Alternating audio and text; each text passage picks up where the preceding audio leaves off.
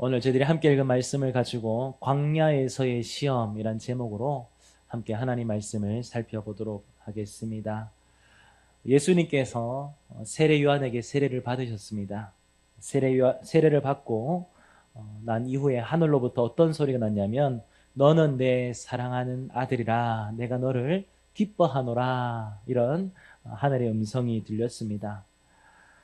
참 귀한 일이죠. 사람들은 예수님을 요셉의 아들 이렇게 말했는데 하나님께서 친히 말씀하시기를 너는 내 아들이다. 그러니까 예수님이 하나님의 아들이다, 이런 소리가 들렸습니다. 그리고 오늘 1절을 보시면 이제 이렇게 시작하죠. 예수께서 성령의 충만함을 입어, 이렇게 시작합니다. 성부 하나님의 뜨거운 인정과 그리고 오늘 본문에 나오는 것처럼 성령 하나님의 압도적인 이 충만함이 예수님께 임했습니다. 자, 이런 흐름이라면 예수님께서 당장 예루살렘 한복판으로 나아가서 이제 공생애를 시작하시고 또 왕으로 등극하셔서 이제는 수많은 병자들을 고치고 기적을 행하며 화려하게 그렇게 공생애를 시작하셔야 될 것 같아요. 그런데 오늘 1절을 한번 자세히 보시겠습니까? 예수께서 성령의 충만함을 입어 이제 요단강에서 돌아왔는데 예루살렘으로 가는 것이 아니라 어디로 가셨다고요? 광야로 가셨어요. 광야에서 또 어떻게 하시면 40일 동안 성령에게 이끌리어, 제가 읽진 않지만 2절에 보시면 마귀에게 시험을 받았다, 그렇게 되어 있습니다. 우리가 생각했던 기대는 어떤 이미지입니까? 우리가 생각했던 기대는 예수님께서 이제 세례를 받으셨기 때문에 본격적으로 이제 사역을 해서 병자들을 고치고 기적을 행하며 이렇게 하셔야 될 것 같은데, 우리 예수님은 세례를 받고 난 이후에 너는 내 사랑하는 아들이라 내가 너를 기뻐하노라, 이 하늘의 음성이 들리고 성령의 충만을 받은 이후에 어디로 가셨냐면 광야로 내몰리셨어요. 자, 여러분, 광야는 어떤 곳입니까? 아무것도 없는 빈들입니다. 척박한 사막입니다. 물도 없고 그늘도 없고 생명도 살 수 없는 결핍의 땅이 광야입니다. 자, 그리고 이 당시의 유대 사람들은 광야를 어떻게 생각했냐면 영적으로 매우 두려운 곳으로 생각을 했어요. 왜냐하면 사람들은 광야를 사탄과 귀신들의 소굴로 여겼습니다. 그래서 그곳을 필사적으로 피했어요. 사람들이 생각할 때, 이 당시 사람들이 생각할 때 광야는 사탄의 앞마당과 같은 곳이었습니다. 자, 그런데 성경은 광야를 어떻게 보고 있을까요? 구약 성경에서 광야는 또 다른 이미지예요. 어떤 곳이냐면 모세가 하나님을 대면했던 곳이고요, 엘리야가 세밀한 음성을 들었던 곳이며 다윗이 왕으로 훈련받던 곳이 광야였습니다. 세상의 소음이 다 끊어진 그 광야죠. 그곳에서 하나님은 하나님의 사람들을 다듬어 가시고 훈련시켜 나가셨습니다. 자, 그런 관점에서 광야는 매우 독특한 장소인 것 같아요. 사람들이 생각할 때 이곳은 사단의 거주지며 또 영적으로 굉장히 위험한 곳으로 여겨지지만 동시에 이곳은 하나님께서 당신의 백성을 만나주시는 곳이에요. 다듬으시고 훈련시켜 나가시는 축복의 땅이라는 거죠. 오늘 예수님께서 이 성령의 충만함을 입고 성령에 이끌려 광야로 내몰리셨습니다. 하나님께서 우리를 광야로 몰아내실 때가 있어요. 외적인 환경만 보면 숨이 턱 막히는 그런 곳이죠. 살기 힘든 어려운 상황이죠. 때로는 우리가 또 시험 받기도 합니다.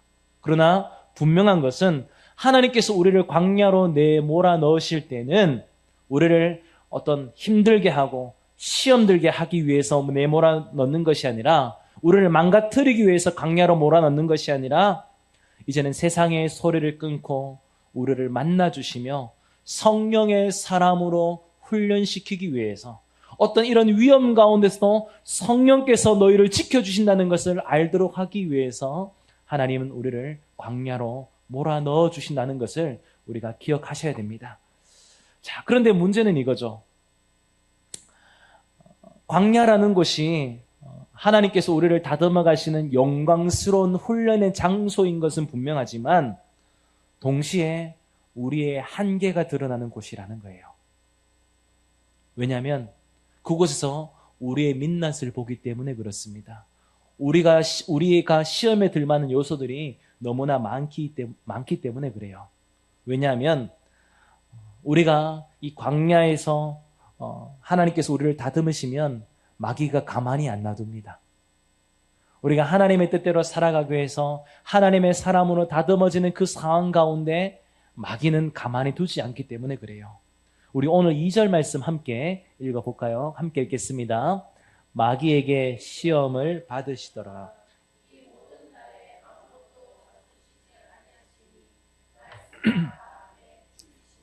자, 예수님께서도 성령에 이끌려 광야로 내몰리셨는데 그곳에서 어떤 일이 있었죠? 마귀에게 시험을 받았습니다. 예수님께서 광야에서 40일 동안 금식하며 굶주림의 고통을 겪으시면서 동시에 그곳에서 마귀의 끊임없는 영적인 공격과 유혹을 몸으로 다 받아내셨어요. 그리고 이 40일이 다 차서 어떤 육체적인 한계에 다 도달했을 때 마귀가 3가지 시험을 하게 됩니다. 어떤 시험이었는지 우리가 좀 봐야 되는데 첫 번째 시험이 3절에 나옵니다. 우리 3절 함께 읽겠습니다. 마귀가 이르되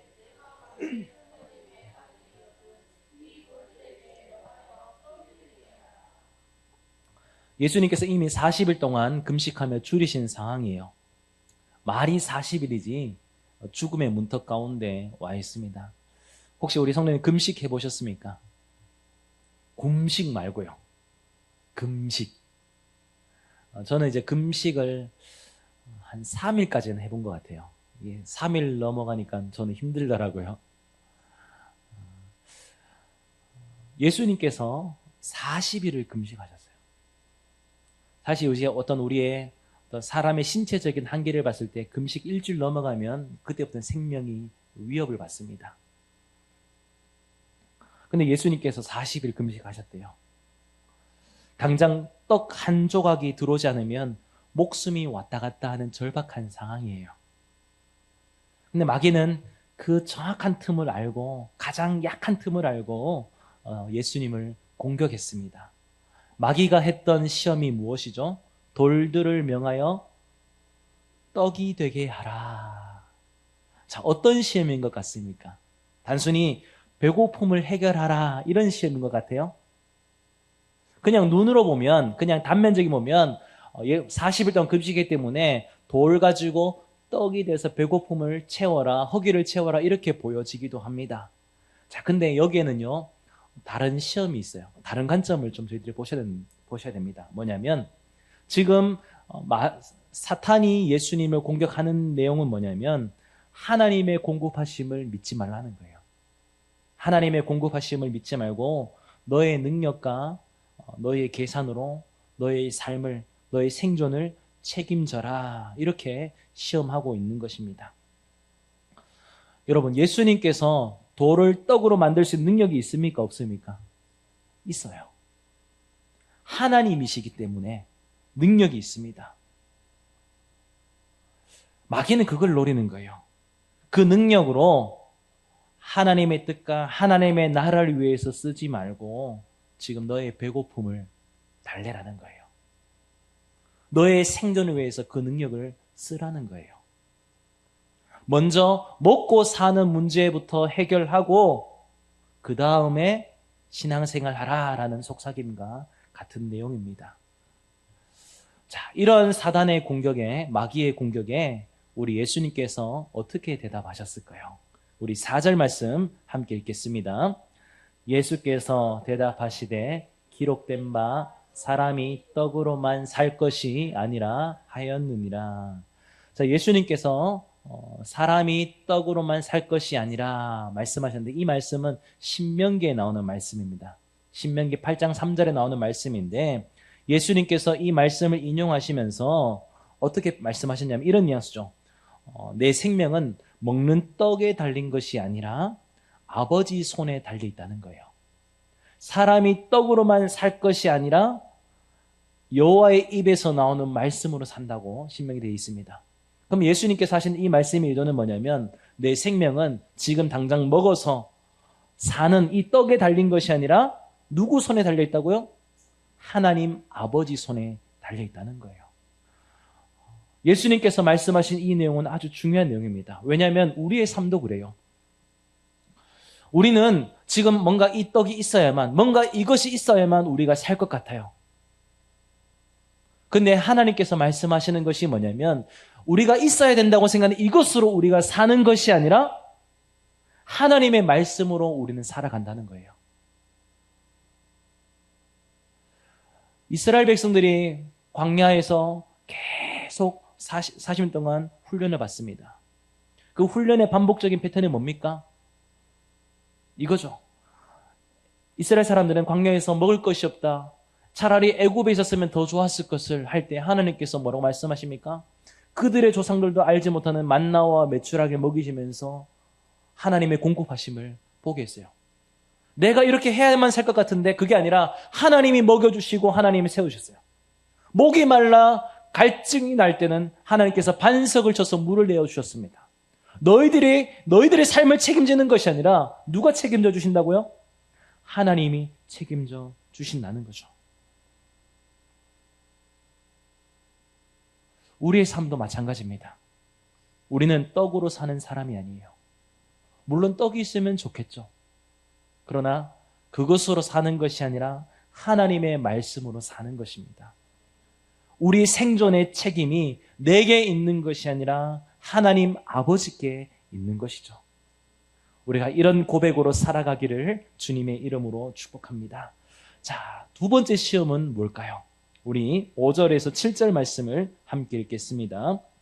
마귀가 또 예수를 이끌고 올라가서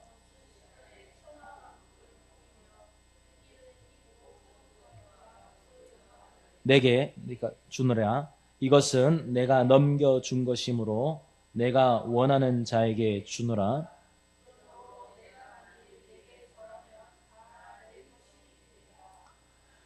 자, 마귀가 어떻게 공격했냐면 이제 천하만국을 다 보여주는 겁니다. 그러면서 조건이 이거야. 내게 딱 한 번만 절해라. 그러면 모든 권세와 영광을 주겠다. 이렇게 말하고 있어요. 자, 마귀가 제시하는 이 시험을 잘 보셔야 됩니다. 자, 우리가 봤을 때 지금 제시하는 것이 뭐냐면 그냥 내한테 한 번만 절해라 이렇게 보여져요. 근데 이 안에는 어떤 의미를 가지고 있냐면 고난 없는 영광과 성공을 부추기는 거예요. 지금 예수님께서 하시는 하나님께서 예수님께 맡겨주신 사명, 예수님이 걸어가셔야 될 길은 어떤 길이죠? 십자가의 길입니다. 우리의 죄를 위해서 십자가를 주시고 대속의 제물이 되어 주심으로 인해서 고난의 길을 걸어가시는 거예요. 그 길을 통해서 하나님께 영광을 올려드리는 거예요. 근데 지금 마귀가 공격하는 것이 뭐냐면 그거 다 필요 없다. 내한테 딱 한 번만 절하면 고난 없는 영광이 열린다는 거예요. 굳이 그렇게 힘들게 할 필요가 있느냐? 십자가 없어도 영광 얻을 수 있다. 고난 없어도 왕이 될 수 있다. 이렇게 시험하는 거예요. 이게 두 번째 시험의 핵심입니다.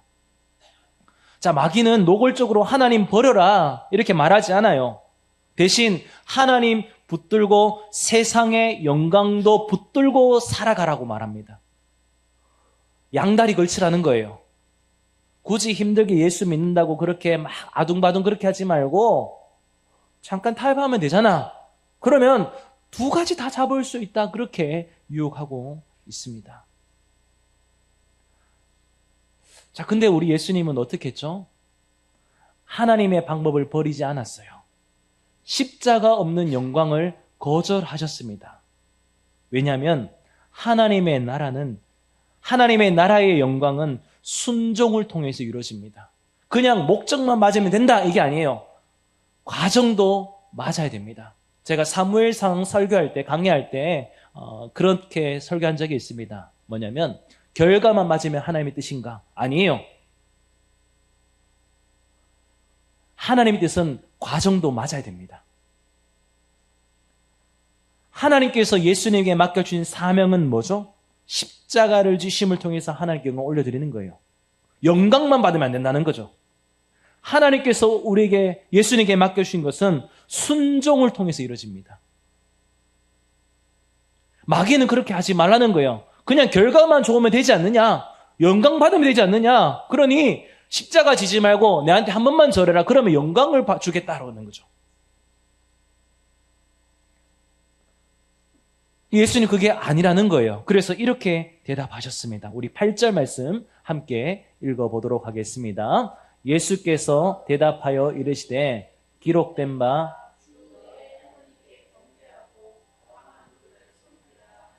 자, 이번에도 예수님은 신명기 말씀을 인용하셨습니다. 오직 하나님만 경배하고 섬겨야 된다는 거죠. 여기서 경배하고 섬긴다는 것은 하나님께 절한다 이런 의미보다는 세상의 영광보다 하나님의 방법을 택한다는 거죠.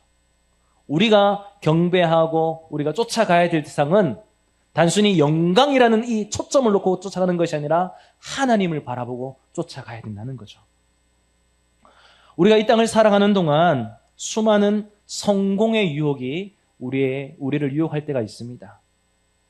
그러나 우리가 기억하십시오. 하나님의 영광을 떠난 성공은 참된 영광이 아니에요. 십자가 없는 영광은 결국 무너지게 되어 있습니다. 우리 예수님이 걸어가셨던 길을 한번 생각해 보십시오.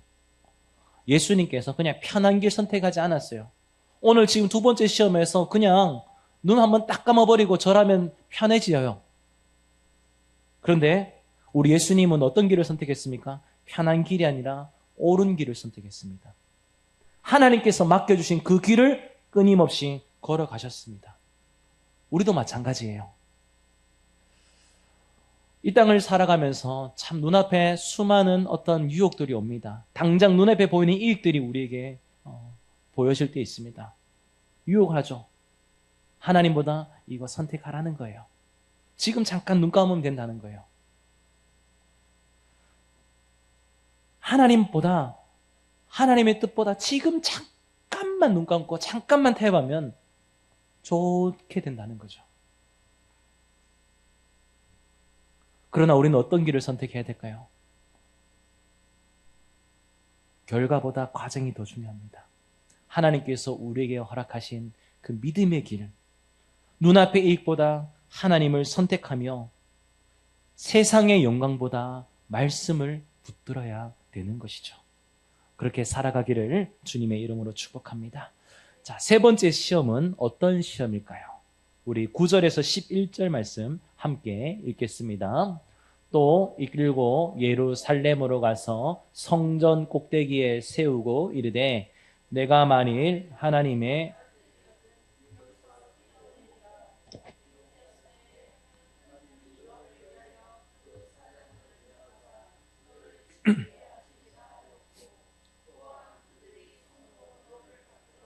내 발이 돌에 부딪히지 않게 하시리라 하였느니라. 자, 마귀가 이제 예수님을 예루살렘 성전 꼭대기에 데리고 갑니다. 그리고 이제는 어떻게 하냐면 네가 만일 하나님의 아들이거든 뛰어내리라는 거예요. 우리가 저 앞에 첫 번째 시험에서 제가 잡진 않은데 네가 만일 하나님의 아들이거든 이 표현은 뭐냐면 네가 하나님의 아들이잖아. 그러니 뛰어내리라는 거예요. 왜요? 뛰어내리면 어떻게 한다고요? 하나님이 너를 위하여 그 사자들을 명하사 너를 지키게 하시리라. 그리고 더 나가서 너를 붙들어 너의 발이 돌에 부딪히지 않게 하실 것이다. 그렇게 말하는 거죠.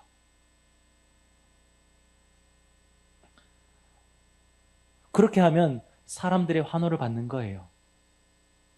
한번 생각해 보시죠. 예수님이 뛰어내린다. 성전 꼭대기 뛰어내리면 사람들이 다 보겠죠. 그러면 첫 번째 하나님이 지켜주실 것이고 사람들도 환호한다는 거죠. 그래서 너가 하나님의 아들인 것을 다르게 표현해 볼까요? 너가 하나님인 것을 당장 사람들이 봐서 환호할 수 있도록 하라는 거예요. 근데 잘 보십시오.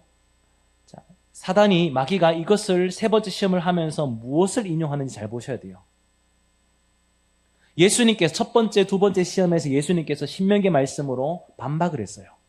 그러니 마귀가 지금 뭐 하냐면 마귀도 성경 구절을 가져오고 있습니다. 10절과 11절에 나오는 말씀은 어디 나오는 말씀이냐면 시편 91편에 나오는 말씀이에요. 그럼 이런 거죠. 말씀대로 한번 띄워봐라. 되나 안 되나. 이렇게 인용하고 있다는 거죠. 저는 이 부분을 좀 잡고 싶어요. 세 번째 시험이 어떤 여러 가지 관점도 있겠지만 저는 이 부분을 좀 세 번째 시험으로 잡고 싶은데 이런 거예요. 사단이 공격하는 방법 중에 가장 위험한 방법이 뭔지 아십니까? 말씀을 왜곡하는 방법입니다. 거룩한 하나님의 말씀을 비틀어 버리는 거예요. 그래서 그 말씀을 하나님의 의도대로 풀지 않고 내 목적에 맞게 바꿔버리는 거예요. 그래서 내가 원하는 기적을 행해 주셔야만 믿겠다는 이런 논리로 만들어버리는 거죠. 하나님을 내 시험대 위에 올려놓고 내가 조종하려고 하는 행위라는 겁니다. 뛰어내려라. 시편 91편에 나오는 말씀 사실 그런 뉘앙스가 아니에요. 근데 그거 가져와서 너가 뛰어내리면 하나님이 천군 천사들을 통해서 너를 지켜주시고 발도 상하지 않겠다라는 뉘앙스로 해석해버린다는 거죠. 오늘날 우리가 신앙생활 하면서 우리에게도 이런 시험이 찾아옵니다. 우리는 우리의 계획이 있어요. 우리의 어떤 좋게 말하면 우리가 원하는 하나님의 뜻이 있어요. 근데 그것을 가지고 이미 다 정해놔요. 그리고 이것을 정당화시키기 위해서 어떻게 하죠? 성경 구절 가져오는 겁니다. 누군가 이렇게 표현하더라고요. 샤브샤브 설교. 내 먹고 싶은 것만 가져와가지고 막 먹는다는 거죠. 내가 원하는 것을 달성하기 위해서 요 구절 가져오고 요 구절 가져오고 요 구절 가져와서 이건 하나님의 말씀이다. 하나님의 뜻이다라고 해석해 버리는 겁니다. 근데 그렇게 하면서 우리 나름의 논리를 가지고 있어요. 뭐냐면 내가 이만큼 헌신하고 봉사하니까 내가 이만큼 기도하니까 내 뜻대로 기적을 베풀어 주십시오. 하나님 이렇게 말씀하셨지 않습니까? 이거대로 되지 않으면 하나님은 안 계신 것입니다. 이런 식으로 하나님의 말씀을 나의 야망의 수단으로 휘두르고 때로는 내 종교적 자존심을 증명하기 위해서 하나님을 시험할 때가 얼마나 많이 있는지 모릅니다. 오늘 마귀가 세 번째 시험을 그렇게 하고 있습니다. 이렇게 마귀가 예수님을 시험할 때 우리 예수님은 어떻게 반응하셨을까요? 우리 12절 말씀 함께 읽겠습니다. 예수께서 대답하여 이르시되 주 너의 하나님을. 자, 예수님께서 하신 말씀의 의도는 이거예요. 내 자격을 증명하기 위해서 하나님을 시험하지 않겠다는 거죠. 지금 마귀가 하는 것이 뭐냐면 너가 하나님의 아들이잖아. 만일 하나님의 아들이거든. 그러니까 너는 하나님이니까 이렇게 해봐. 그럼 증명이 되잖아. 근데 예수님은 내 자격을 증명하기 위해서 하나님을 시험하지 않았어요. 뛰어내리라는 쇼도 하지 않아도 내 뜻대로 기적이 이루어지지 않아도 나를 광야로 이끄시는 하나님 아버지는 선하시고 신실하신 분이심을 100% 신뢰하셨기 때문에 멈췄어요. 내 증명을 위해서 하나님을 이용하는 것이 아니라 하나님을 시험 들게 하는 것이 아니라 내가 원하는 대로 되지 않더라도 하나님은 선하시고 신실하신 분임을 신뢰하고 멈췄다는 거죠. 여러분, 하나님을 경배해야 됩니다. 성도는요. 근데 하나님을 경배한다는 것은 어떤 하나님 이것 주시고 이것 주시면 제가 하나님 섬길게요. 이렇게 흥정하는 거 아니에요. 이거는 세상의 종교가 하는 방식입니다. 하나님을 경배한다는 것은 뭐냐면 그 대가가 무엇이든 내가 좋아하는 대로 내가 원하는 대로 되지 않든 그것과 상관없이 그분께 완전히 헌신하는 것이 하나님을 경배하는 것입니다. 그래서 예수님께서 말씀하는 거죠. 너의 하나님을 시험하지 말라. 하나님을 시험하는 것이 아니라 그분을 온전히 경배하는 것입니다. 이것이 오늘 본문에 나오는 예수님께서 받으신 3가지 시험이었습니다. 설교를 준비하면서 참 고민이 많았어요. 이 말씀을 묵상하면서 계속 이 시험의 의도가 뭘까? 하나님, 이 마귀가 이렇게 예수님 받으신 시험의 의도가 뭘까? 이렇게 좀 계속 묵상했어요. 그래서 설교를 준비하면서 계속 이제 고민되는 거예요. 과연 예수님이 받으신 시험이 우리에게 어떻게 다가오는 것일까? 이렇게 묵상을 하면서 질문을 던지다가 역으로 질문을 던져봤어요. 이 역으로 질문이 뭐냐면 예수님이 받으신 시험의 의도가 뭘까를 생각해 보다가 역으로 바꿔서 읽어요. 마귀는 왜 예수님을 시험할까? 이렇게 질문을 던져봤습니다. 마귀는 어떤 의도를 가지고 예수님을 시험했는가라는 거죠. 여러분 한번 생각해 보세요.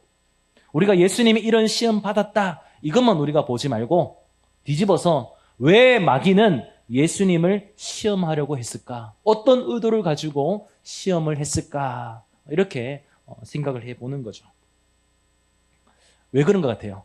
마귀는 왜 예수님을 시험했을까요? 이유가 있습니다. 그것은 바로 예수님으로 하여금 완전한 사람으로서, 완전한 인간으로서 걸어가야 할 십자가를 포기하게 만들려고 하는 수작이었어요. 자, 이게 중요합니다. 뭐냐면 우리 예수님은 완전한 하나님이세요. 동시에 완전한 인간입니다. 완전한 하나님께서 참 사람의 모습으로 이 땅에 오셔서 이제는 무엇을 하셔야 되냐면 십자가의 길을 걸어가셔야 돼요. 이게 예수님의 사명이에요. 완전한 하나님이지만 하늘의 영광 버리고 이 땅에 오셔서 완전한 인간의 모습으로 이 땅에서 사명을 감당하는 거예요. 이게 하나님께서 예수님에게 맡겨주신 사명입니다. 그러면 예수님은 이 땅에서 하셔야 될 게 뭐죠? 우리 인간의 모습으로 완전한 인간으로서의 십자가를 걸어가는 거예요. 죄는 없으시지만. 근데 마귀가 지금 공격하는 것은 뭐냐면 그거 하지 말라는 거예요. 이해되시나요? 마귀가 지금 예수님을 시험하는 의도는 뭐냐면 한 가지 패턴이 계속 나와요. 뭐죠? 만일 네가 하나님의 아들이거든. 너는 하나님의 아들이잖아. 너는 하나님이잖아. 그러니 그 능력을 펼치라는 거예요. 실제로 우리 예수님은요, 좀 전에 우리가 고백했던 것처럼 돌을 떡으로 만들 수 있는 능력이 있습니다. 성전 꼭대기에 뛰어내려도 천사들을 동원해서 완벽하게 착지할 수 있는 능력이 있는 하나님이세요. 마귀가 지금 그거 건드는 거예요. 너 하나님이잖아. 그러니 하나님으로서 능력을 펼치라는 거예요. 왜 미련하게 인간의 몸으로 굶주리고 있니? 왜 비참하게 십자가 길을 걸어가려고 하냐? 너 하나님의 아들이잖아. 그 신적 능력을 써서 기적을 일으키라는 거예요.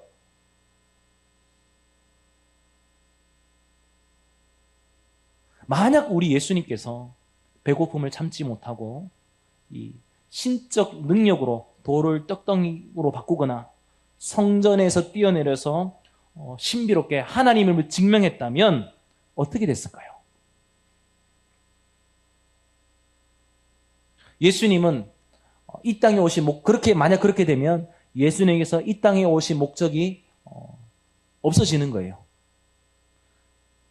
우리와 똑같이 고난받고 유혹받는 인간의 자리를 이탈하게 된다는 거죠. 그러면 예수님께서 감당해야 될 십자가 사명, 구속의 사명은 불가능해집니다. 이해되시나요? 여기까지 다시 한번 정리해 드릴게요. 아주 중요합니다. 예수님께서 이 땅에 오신 이유가 뭡니까? 하늘 영광 버리시고 하나님이신 그분께서 이 땅에 오신 이유가 뭡니까? 인간의 몸으로 이 땅에 오신 이유가 뭐죠? 우리를 대속하기 위해서 오셨어요. 십자가를 지시기 위해서 오셨어요. 마귀가 지금 제일 싫어하는 게 뭘까요? 예수님이 우리 죄를 위해서 십자가 지는 걸 제일 싫어해요. 사명의 길을 걸어가는 걸 싫어해요. 그래서 공격하는 게 뭐죠? 너 하나님이잖아. 하나님이잖아. 능력 발휘해서 인간으로 살지 말고 능력 발휘해서 하나님을 드러내. 이렇게 포장하는 거죠. 그 내면에는 뭐가 있죠? 그렇게 하면 예수님은 십자가 삶을 감당 못하는 거예요.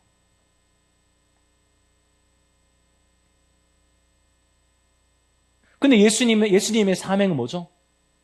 완전한 하나님이지만 완전한 인간으로서 이 땅에 오셔서 십자가의 길을 걸어서 우리 죄를 대신 지시고 죽으시는 사명인 거죠. 이 사명을 위해서 예수님 끝까지 달려갑니다. 근데 마귀는 어떻게 한다고요? 그거 하지 말라는 거예요.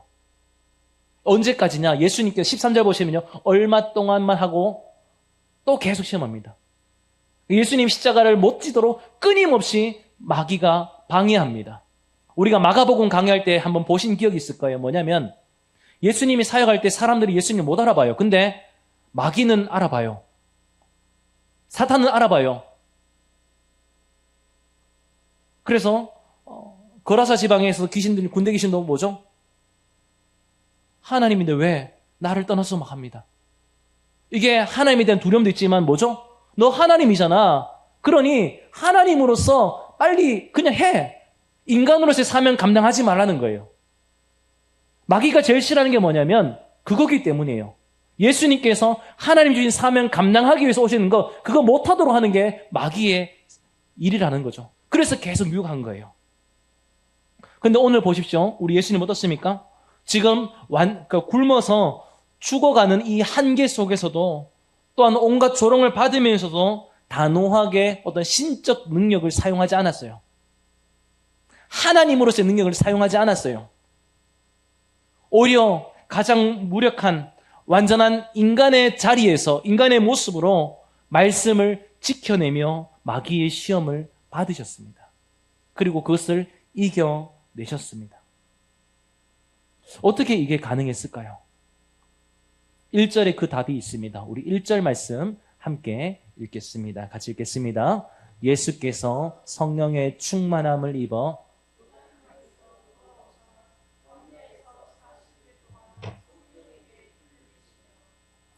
자, 예수님은 하나님으로서의 권능이 아니라 완전한 인간으로서 이제 시험을 이기셨는데 어떻게 이기셨냐면 성령의 충만함으로.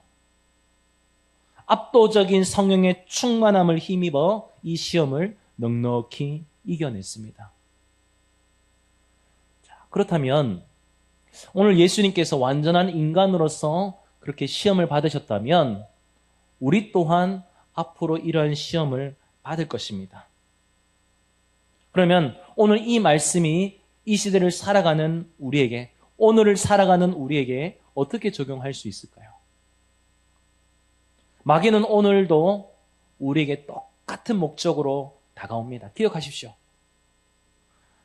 마귀가 우리를 공격하는 이유, 우리를 시험하는 이유는 뭘까요? 목적은 하나예요. 사명을 감당하지 못하도록 시험합니다. 마귀는 하나님께서 우리에게 각자에게 주신 사명의 자리, 예배의 자리, 성도의 자리를 감당하지 못하도록 끊임없이 우리를 유혹합니다. 다른 이유 없어요. 마귀가 예수님을 시험하고 유혹한 근본적인 원인은 예수님께서 사명을 감당하지 못하도록 한 거예요. 동일해요. 마귀가 우리를 공격하는 것도 동일한 목적입니다. 우리가 하나님께서 우리에게 주신 사명을 감당하지 못하도록 시험하고 공격합니다. 때로는 물질의 결핍을 통해서 너 지금 이게 더 중요하잖아. 너의 힘과 너의 계산으로 떡을 만들려는 거죠. 그것으로 지금 하나님 사명 감당하는 것보다 지금 너가 떡을 만드는 게 더 중요해. 이렇게 시험합니다. 때로는 세상의 명예와 어떤 지름길을 보여주면서 적당히 타협하라고 시험합니다. 굳이 사명 그렇게 감당할 필요 있느냐? 적당히 하면 된다. 이렇게 시험하는 거죠. 때로는 말씀을 마음대로 왜곡시켜가지고 이 왜곡신 걸로 너를 증명하라고 시험합니다. 그래서 하나님의 사명을 감당하는 것보다 말씀을 내 마음대로 가져와가지고 어떻게 합니까? 영적인 교만을 일으키게 하는 겁니다. 이 유혹의 목적이 뭘까요? 하나밖에 없어요. 우리가 마땅히 걸어가야 될 순종과 사명의 길을 이탈하게 만드는 거예요. 하나님께서 우리를 부르심의 자리를 사명의 자리로 반드시 끌고 가십니다. 근데 마귀는요, 계속 이탈시켜서 늦추는 거예요. 못 가게 하는 거예요. 하나님께서 우리에게 주신 사명을 못 감당하도록 계속 공격하는 거죠. 이 유혹과 이 시험은 앞으로 계속 있을 것입니다. 자, 우리가 이 시험 이길 수 있을까요? 우리 힘으로 이길 수 있을까요? 절대 못 이깁니다. 나는 이길 수 있어. 거짓말입니다. 그러니까 혼자만 스스로 체면 거는 거예요. 우리의 어떤 의지와 결단으로 우리가 감당할 수 없습니다. 뭔가 우리가 계산기를 두들기고 뭔가 방법을 다 세워도 우리 힘으로 절대 마귀를 이길 수 없습니다. 그렇다면 앞으로 이 유혹과 시험은 계속 있을 것인데 우리가 어떻게 이 유혹과 시험을 이기고 하나님께서 우리에게 주신 사명을 감당할 수 있을까요? 오늘 예수님께서 그 예를 우리에게 보여주셨습니다. 오늘 1절에 어떻게 나와 있죠? 성령의 충만함을 입어서. 우리가 이 땅을 살아가는 동안 수많은 유혹과 어려움과 시험을 겪게 됩니다. 사명을 감당하지 못하도록 하나님을 섬기지 못하도록 수많은 유혹이 오는데 근데 하나님께서 우리에게 성령을 주셨어요. 성령으로 말미암아 우리는 이길 수 있습니다. 자, 그리고 히브리서 보면 이런 말씀이 있습니다. 우리 히브리서 2장 18절 읽어보겠습니다. 그가 시험을 받아 고난을 당하셨은즉 시험 받는 자들을 능히 도우실 수 있느니라. 우리 예수님께서 완전한 인간으로서 그 시험을 이겨내셨습니다. 누구보다도 우리의 연약함을 잘 아시는 분이세요. 그래서 그가 시험을 받아 고난을 당하신즉 시험 받는 자들을 능히 도우십니다. 그뿐일까요? 로마서 8장 37절 이렇게 말씀하고 있습니다. 같이 읽겠습니다. 그러나 이 모든 일에 우리를 사랑하시는 이로 말미암아 우리가 넉넉히 이기느니라. 아멘. 우리 예수님께서 시험을 받아 고난 당하셨기 때문에 시험 받는 자들을 능히 도우십니다. 그리고 이제는 우리 안에 계신 성령께서 내 안에 있는 세속적인 명예와 말씀의 오남용 이것을 막으시고 오직 하나님 말씀만 고수하도록 그래서 하나님께서 우리에게 주신 사명을 바르게 감당하도록 하십니다. 어떻게 해요? 넉넉히 이기게 하신다는 것이죠. 그러면 이제 다시 한번 처음으로 돌아가야 돼요. 우리 예수님께서 하나님께서 너는 내 사랑하는 아들이라 말씀하시고 기뻐하노라 하신 후에 성령의 충만한 입을 광야로 모셨어요. 근데 이 광야에서 예수님이 어떻게 하셨죠? 이겨내셨어요. 성령의 충만함으로 이겨내셨어요. 자, 이겨냄을 통해서 사명을 감당하는 것을 보여주신 거죠. 자, 그렇다면 자, 무엇을 보셔야 되냐면 하나님께서 우리에게 허락하신 광야가 있어요. 우리의 삶에 우리가 내몰리는 광야가 있어요. 근데 그냥 내몰리는 게 아니라 어떻게 내몰린다고요? 성령의 충만함을 입어서 성령에 이끌려서 하나님이 우리의 삶의 현장으로 우리를 보내십니다. 그곳에서 우리가 감당해야 될 사명이 있습니다. 근데 마귀는 어떻게 한다고요? 그것을 감당하지 못하도록 유혹해요. 지속적으로 공격해요.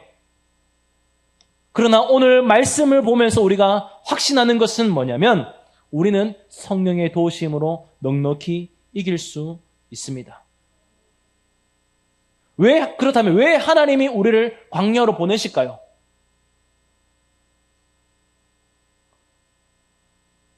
너무 어렵나요? 저는 설교 주면서 이게 너무 은혜됐어요. 왜 하나님이 우리를 광야로 보내실까? 너 시험 당해봐 이렇게 보낼까요? 아니에요. 성령의 도우심으로 이길 수 있다는 것을 알기 위해서 우리를 보내십니다. 수많은 어려움, 우리가 사명 감당하지 못하도록 수많은 방해와 공작들이 항상 있어요.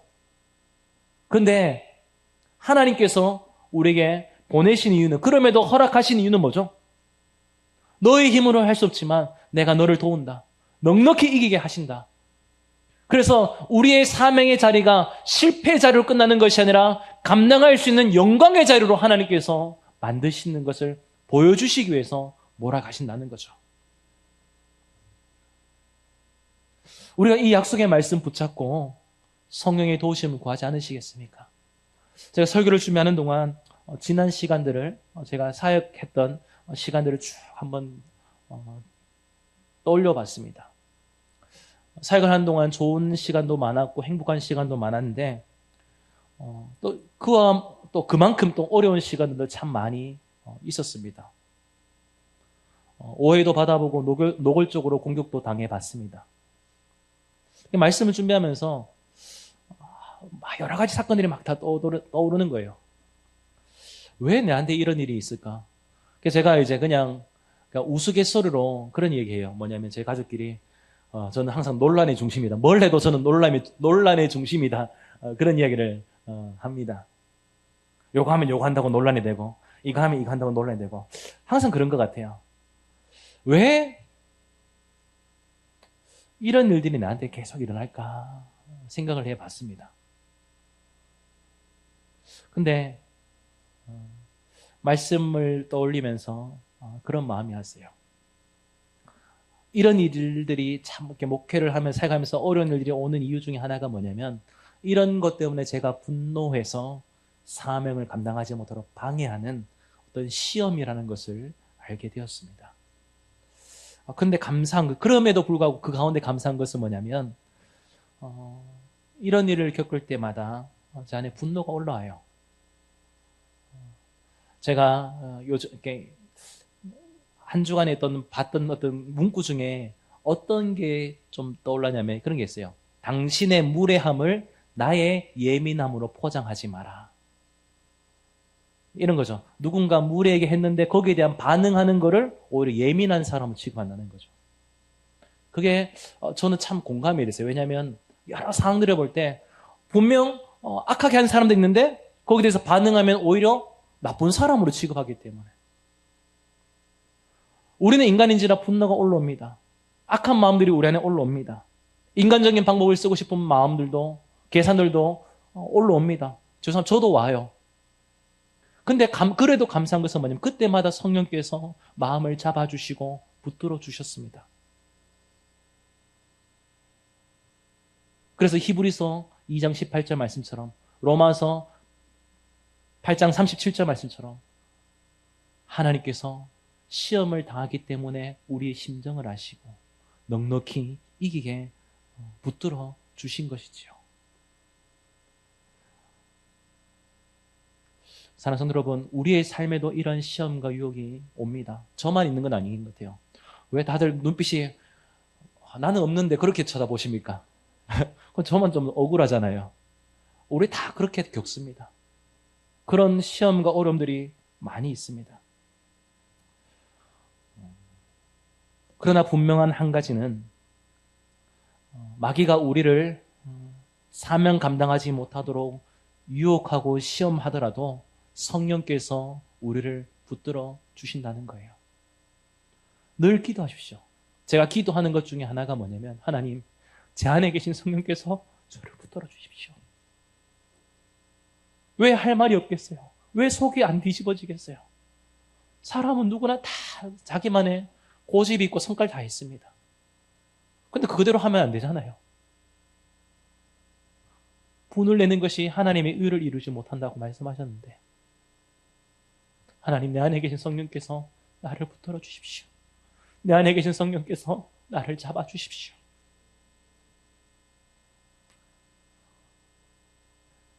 우리 하나님께서 잡아 주십니다. 넉넉히 이기게 하십니다.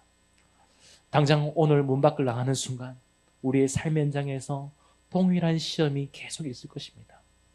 사명을 감당하지 못하도록 방해하는 수많은 유혹과 시험이 있을 것입니다. 하나님이 보내십니다. 왜요? 성령의 능력으로 이길 수 있다는 것을 알도록 하기 위해서. 그래서 성령에 붙잡힌 바 되어 살아가도록 하나님이 우리를 지켜주실 것입니다. 우리가 한 주간 우리의 삶에서 그 하나님 경험하지 않으시겠습니까? 그래서 어려운 가운데 시험 가운데서 나를 이기게 하시는, 승리케 하시는 그 하나님을 경험하는 저와 우리 성령 되시기를 주님의 이름으로 축복합니다.